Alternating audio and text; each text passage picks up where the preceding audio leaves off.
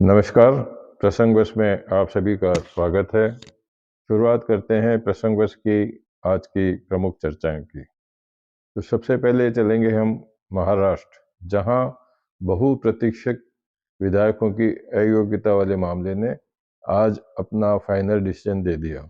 दरअसल में 16 विधायकों पे अयोग्यता की तलवार लटकी हुई थी, जिसमें आज महाराष्ट्र विधानसभा के अध्यक्ष राहुल नार्वेकर ने एकनाथ शिंदे की पार्टी को असली शिवसेना मान लिया, जिससे अब दो काम हो गए कि एक तो एकनाथ शिंदे मुख्यमंत्री बने रहेंगे, वहीं 16 विधायकों पे जो अयोग्यता की तलवार लटकी हुई थी वो भी आज खत्म हो गई है। लेकिन इसको लेकर के एक नई शुरुआत हो गई है। सांसद यूटीबी की सांसद प्रियंका चतुर्वेदी ने आरोप लगाया है कि यह असंवैधानिक निर्णय है। उन्होंने कहा कि इसमें कोई चौंकाने वाली बात नहीं है। पिछले दिनों से होता वही है जो अमित शाह और प्रधानमंत्री नरेंद्र मोदी चाहते हैं। लेकिन कुछ भी हो, अब यह एक बार तो मामला शांत हो गया। अब इसके बाद में उद्धव ठाकरे की जो याचिका खारिज हुई है, उसमें क्या कुछ वो आगे करेंगे, वो देखने वाली बात होगी। बात करते हैं रामलला मंदिर को लेकर के। पूरे देश में विदेश में जहां जबरदस्त उत्साह का माहौल बना हुआ है, हर लोग 22 जनवरी की बहुत प्रतीक्षा कर रहे हैं कि 22 जनवरी का दिन कब आए और हम उत्साह मनाएं। लेकिन अब इसमें राजनीतिकरण होता जा रहा है। आज जो चर्चाएं सामने आई है, उसमें कांग्रेस के नेता सोनिया गांधी और कांग्रेस अध्यक्ष मल्लिकार्जुन खड़गे ने राम मंदिर के प्राण प्रतिष्ठा का जो उनको निमंत्रण पत्र मिला था, उसको उन्होंने अस्वीकार कर दिया। इस बात की जानकारी संचार महासचिव, जो कांग्रेस के संचार महासचिव हैं, जयराम रमेश, उन्होंने कहा कि यह प्रोग्राम आरएसएस की इवेंट है। आरएसएस का इवेंट है, मतलब ये धार्मिकता से जुड़ा हुआ नहीं, आरएसएस से जुड़ा हुआ है। अब उनका सोच किस तरह का, ये बात दूसरी है, लेकिन उनकी जो भावनाएं हैं वो सामने आ गई है। लेकिन अब आगे क्या कुछ होगा का नहीं कहा जा सकता। उन्होंने ये भी बताया कि ये रामलला का जो मंदिर प्राण प्रतिष्ठा का कार्यक्रम है, ये पूरा राजनीति से भरा हुआ है। लेकिन हिंदुस्तान में हर आदमी जो रामलला के प्रति समर्पित है, वो चाहते हैं कि नहीं, इस कार्यक्रम को भव्य रूप दिया जाए। इसी को लेकर के अब आज कल परसों मैंने आपको बताया था कि राजस्थान की भी राम जन्मभूमि की जो प्राण प्रतिष्ठा राम मंदिर का रामलला का, उसमें काफ़ी भूमिका रही है, जहाँ यहाँ के विभिन्न 50 स्थानों की मिट्टी वहाँ गई है, 50 से ज़्यादा नदियों का जल वहाँ गया है। परसों 8 रोटी मेकर जो एक घंटे में 1200 रोटी बनाते हैं, वैसे 8 मशीनें गई थी। अब आज जयपुर में गंगा मंदिर से 2100 तेल के पीपे सीता रसोई के लिए भेजे गए, जिसमें शोभा यात्रा भी निकाली गई और मुख्यमंत्री वजनलाल शर्मा ने झंडी दिखा करके शोभा यात्रा को रवाना भी किया और उन्होंने इसमें खुशी जाहिर की। बात कर लेते हैं राहुल गांधी की। राहुल गांधी की जो भारत जोड़ो न्याय यात्रा है, वो 14 जनवरी से शुरू होनी है।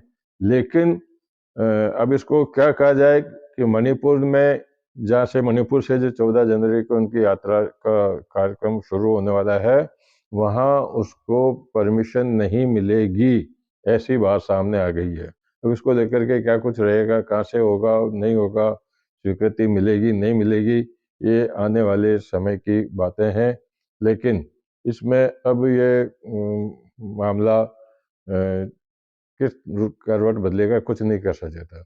राम मंदिर की फिर से बात कर लें तो राम मंदिर में भाजपा अपने 2000 कार्यकर्ताओं को, मतलब एक लोकसभा से 2000 कार्यकर्ताओं को रामलला के दर्शन करने के लिए भेजेगी, जिसके लिए आरएसएस और भाजपा की जो कोऑर्डिनेशन कमेटी है वो उसका चयन करेगी और जो 2000 लोग जाएंगे उनके आने जाने का, रहने का, खाने का और दर्शन कराने का जिम्मा भाजपा पार्टी पर रहेगा।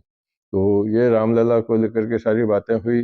बात कर लेते हैं मुख्यमंत्री भजनलाल शर्मा की। वे आज पुष्कर और केकड़ी विधानसभा क्षेत्र में रहे, जहाँ पुष्कर में, गनाहेड़ा में और केकड़ी में, भाड़ावास में उन्होंने भारत विकास संकल्प विकसित भारत संकल्प यात्रा के कार्यक्रम में, शिविर में शिरकत की। साथ ही उन्होंने ब्रह्मा मंदिर में दर्शन किए भगवान के, और सरोवर पर उन्होंने पूजा अर्चना भी की। इसके साथ ही उन्होंने दोनों जगह पे जो सभाओं को संबोधित किया, वहाँ उन्होंने कांग्रेस का नाम तो नहीं लिया, लेकिन उन्होंने कांग्रेस पे कटाक्ष किया कि जहाँ कांग्रेस के पिछली सरकार में पेपर लीक के मामले में जहाँ युवाओं के ऊपर युवाओं के खिलाफ जबरदस्त उसके भविष्य पे एक खिलवाड़ हुआ, वहीं उनके शासनकाल में, मतलब उन्होंने कहा तो है कि नई साल में, लेकिन वो उनके शासनकाल में जो पहली परीक्षा अभी हुई थी 3 दिन पहले, वो शांतिपूर्वक हो गई। साथ ही उन्होंने कहा कि हम किसानों का पूरा ध्यान रखेंगे, किसानों को किसी भी तरह की परेशानी नहीं आने देंगे, किसानों के आय में किस प्रकार से इजाफा हो सके उसका ध्यान रखेंगे। विभिन्न प्रकार की जो फसलें हैं, जिस समय फसलों का बोया जाता है, उस समय भी विशेष ध्यान रखा जाएगा। कृषि विभाग के अधिकारियों को भी उन्होंने इस मामले में निर्देशित भी किया। साथ ही मुख्यमंत्री भजनलाल ने आज जयपुर में जन सुनवाई भी की। सबसे बड़ी बात है कि उनके पिता किशन स्वरूप आज जयपुर में भर्ती हुए, जहाँ उनका यूरोलॉजी से संबंधित एक ऑपरेशन होना है, लेकिन संभवतः वे वहाँ नहीं गए और जन सुनवाई के दौरान शिक्षा जगत से जुड़े हुए, चिकित्सा जगत से जुड़े हुए कुछ लोगों ने उनका स्वागत भी किया। वहीं उन्होंने विज्ञान भारती न्यूज लेटर हेड का विमोचन भी किया। अब बात कर लेते हैं कि अभी एक ट्रांसफर लिस्ट निकाली गई थी भजनलाल सरकार द्वारा, लेकिन आज अभी शाम को जब मैं आपसे मुखातिब हो रहा हूँ, उससे कुछ समय पहले ही 40 आईएएस अफसरों की एक सूची और जारी की गई है। लेकिन उसमें कुछ बदलाव देखने को मिला। जहाँ अक्सर होता है कि सरकारें बदलने के बाद में पुराने जो अधिकारी होते हैं उनको आमूल-चूल परिवर्तित करती है। लेकिन जो राजस्थान में 2 महत्वपूर्ण विभाग हैं, वित्त विभाग और गृह विभाग, उनके सचिवों को उन्होंने यथावत रखा है। वित्त विभाग में उन्होंने अखिल अरोड़ा को और गृह विभाग में आनंद कुमार को यथावत पूर्व सरकार की तरह अभी उनको उन्हीं पदों पर रखा है। वहीं उन्होंने संदेश नायक को अपना विशेष सचिव भी नियुक्त किया है। तो ये बात होगी। अभी एक और कल बात हुई थी स्वास्थ्य शासन विभाग से संबंधित कि जो सफाई कर्मचारी हैं उनसे केवल सफाई संबंधी कार्य किया लिया जाए। आज स्वास्थ्य शासन विभाग के निदेशक हृदेश कुमार ने एक आदेश जारी किया है, जिसके अंदर जो मनोनीत पार्षद थे, मनोनीत सदस्य थे, उनकी सदस्यता समाप्त कर दी गई है। अब सरकार अपने हिसाब से अपने कार्यकर्ताओं को इसमें मौका देगी। खुशी की एक बात यह है कि जहां इंदौर पूरे हिंदुस्तान में स्वच्छता के मामले में प्रथम नंबर पर आया था, वहीं राजस्थान की 2 नगरपालिकाएं भी प्रथम आई है, जिसमें तखतगढ़ भी शामिल है। उन दोनों नगरपालिकाओं को कल राष्ट्रपति द्रौपदी मुर्मू, उनके सभापति और अधिशासी अधिकारी को वहां दिल्ली में सम्मानित करेगी। साथ ही बात करते हैं सांवलिया सेठ का जो प्रसिद्ध मंदिर है, जहाँ हजारों की संख्या में लोग वहाँ पहुँचते हैं। वहाँ अमावस से 1-2 दिन पहले वहाँ जो सहायता पात्र, जिनको दान पात्र कहा जाता है, उनको खोलने का क्रम चलता है। 3-4-5 दिन तक खुलती है पेटियाँ वहाँ। लेकिन आज जो प्रथम चरण की जो पेटियाँ खोली की गिनती की गई, उसमें लगभग 6 करोड़ 21,70,000 की नकदी वहाँ उसके अंदर मिली है। बात कर लेते हैं कि आज उत्तरी तेलंगाना में एक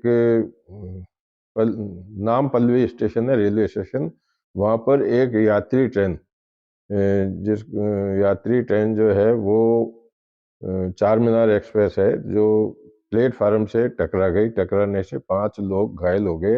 अब ये अच्छी बात रही कि वहाँ प्लेटफार्म के पास में जहाँ वो टकराई, वहाँ कोई दूसरे लोग नहीं थे, नहीं तो काफ़ी नुकसान वाली बात हो सकती थी। तो ये बातें हो गई। कल विधानसभा अध्यक्ष वासुदेव देवनानी का जन्मदिन है।